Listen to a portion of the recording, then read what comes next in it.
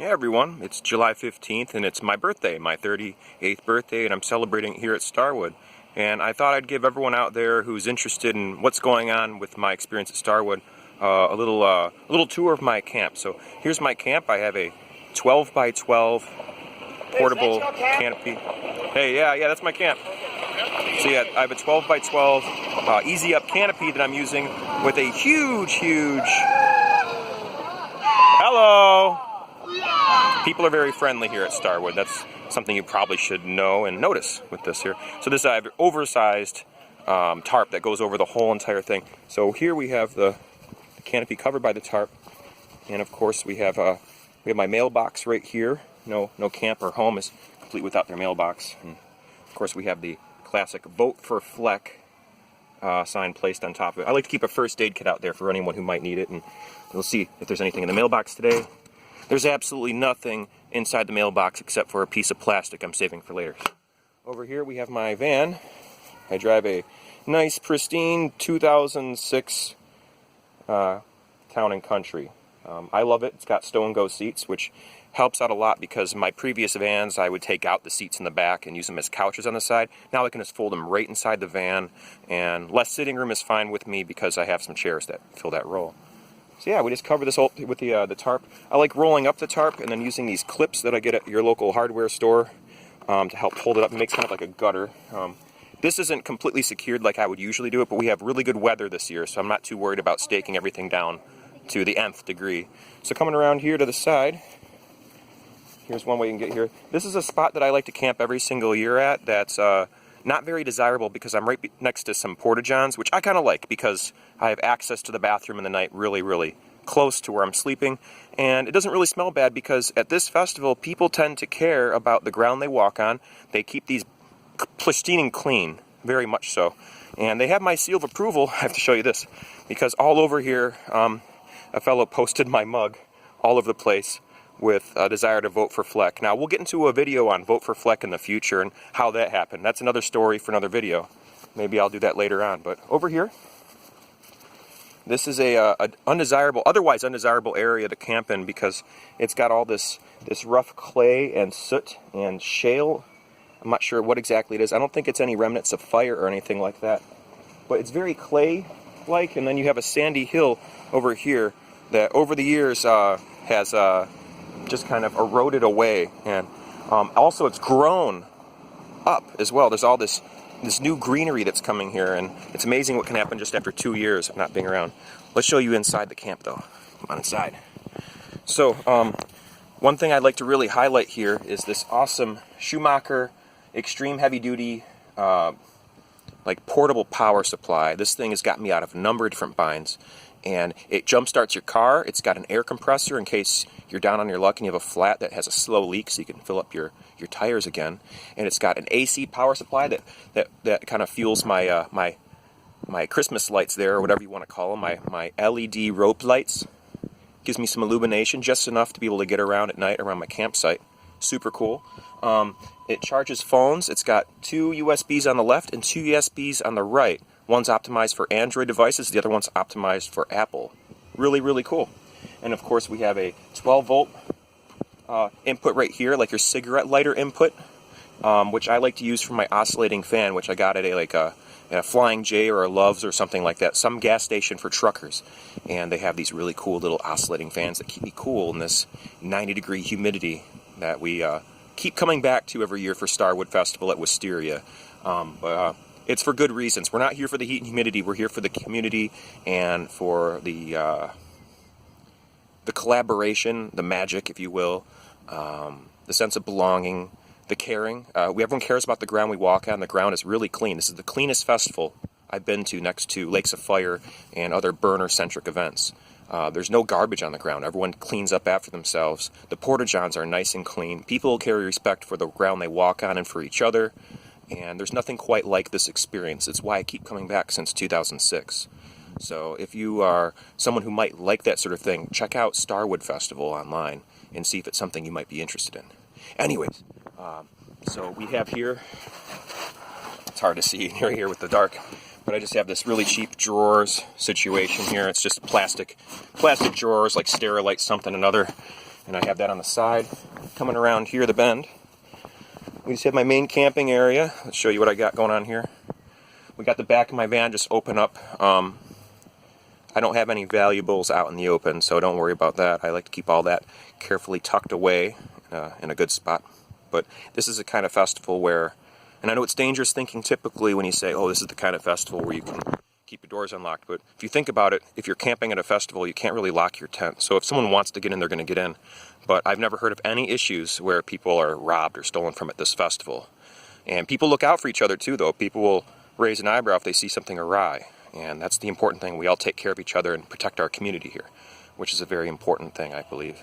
So my first day here at Starwood, I went to a place where they dance around a fire all night long and they beat on drums. That's the big thing I love most about this festival. Next to the workshops all day long with a number of different qualified instructors and lecturers that talk about a variety of different topics all over the place. It's kind of like what I do with my channel, so I'm all over the place. And there's just such a wonderful variety of things you can take here at the festival.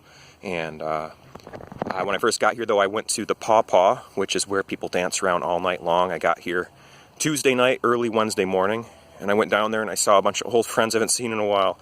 And oh my, it was such a wonderful thing for me. It was really, really healing and rejuvenating to be able to spend time with people I love and admire and respect very, very much, and share time with them, dancing around the fire and just sharing smiles and stories about how our 2 years have been since last year was canceled here for the most part. They did an online thing.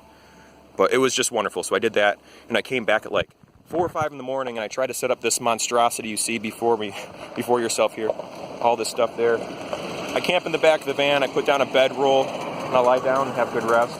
I like to freeze a bunch of water bottles and put them inside my cooler, and as they thaw, they become useful. I don't like necessarily drinking the water, though. I like using it for cleaning things and for cooling off. And I have water that I don't freeze inside the cooler. The reason being is I heard stories that if you freeze water in a plastic container, that it might leach some of the stuff out of the plastic in the water. So I try to avoid that. Maybe it's true, maybe it's not, but, you know, an ounce of prevention is worth a pound of cure, they say. So yeah, this is the campsite right here. When I showed up on Wednesday, I went to Paw Paw, and then Tuesday night, went to Paw Paw. Wednesday night, I went back to Paw Paw and danced around with some friends again. And I dressed up as a fairy character, which was a lot of fun because I don't get to dress up like a fairy very much. And this is one of those festivals where that's not only welcome or accepted, it's also welcome, is what I meant to say. So that's super cool. Tonight, I'm thinking about dressing up as Jareth from The Labyrinth. Because, you know, so many people tell me, as a contact juggler, hey, you should dress up like Jareth from The Labyrinth. That would be a great idea. So, after, 20 years of avoiding doing it, I'm going to do it. I actually did it a couple years ago, and I'm 22 years into my contact juggling experience. So we're going to try that around the fire tonight and try to surprise some people with a Jiffy Pop hairdo and some very, very tight pants for people's viewing pleasure as I play with my spheres. Very good. And I taught some contact juggling workshops and Devil Six workshops on Wednesday that went very, very well. I'll make another video about that, I'm sure. And my contact juggling class that went today, here on my birthday, went absolutely wonderful. Wonderful folks showed up. They showed a lot of interest and dedication and lots of very rapid progress with their development, with their contact juggling skills, and a lot of enthusiasm as a result. So making new friends, sharing skills with other people, a sense of community and belonging, a sense of wonder, and gratitude, lots of gratitude, feeling good about being alive and sharing a time and a place with other people that actually care. And sometimes in the default world, it's hard to find that sort of stuff. And it's not like a cult. It's not some sort of weird thing where you have to drink the Kool-Aid. I'm amongst people who are involved with a variety of different spiritual beliefs and philosophical beliefs, and I have a broad spectrum of tolerance when it comes to that, and it's wonderful to be around other people who are as open-minded as I'd like to think that I am. I'm probably around a lot of other people who are more open-minded than I am, and I'm learning a lot from that experience, and that's a beautiful thing about this festival as well. What else? Yeah, I went to a cacao ceremony with a dear friend of mine, Nina Maswati. Hello, Nina. This is my first shout out to you in the YouTube land. And she led this wonderful little workshop where she did some sound healing therapy. She shared some cacao from Central America. I'm not sure or was it South America? 100% pure cacao, as per tradition of the Aztecs and what other cultures. Anyways, yeah, there was a ceremony that was meant to open up the heart and open up that side of our anatomy and of our being, open up the heart and our emotions and everything like that. And we had an intention we set. Everyone set an intention before the ceremony. We had some sound healing throughout it. We had some good guided meditation with imagery of gardening and imagining a garden in our mind and having to weed it to get rid of the things that we don't need inside of our mind, and a reflection on the work after it's done and the satisfaction that it brings. And it's kind of a metaphor for a lot of the work we do in our own lives.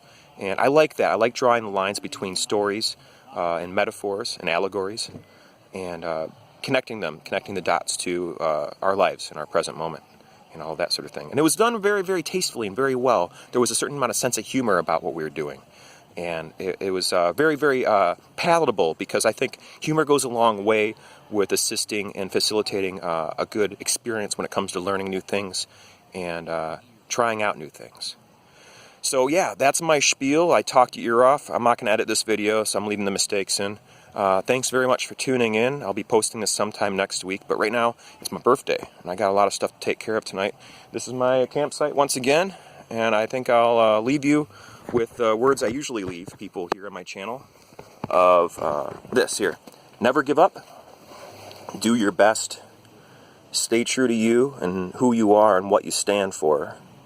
And be amazing, my friends. And what I mean by be amazing is just to be the best version of yourself that you possibly can be. Whenever you have the opportunity to be the best version of yourself, take that opportunity. You can trust me, I'm a stranger. All right, anyway, yeah, take that opportunity. And thanks for tuning in, folks. I'll see you in the next video. Have a beautiful night. Bye-bye.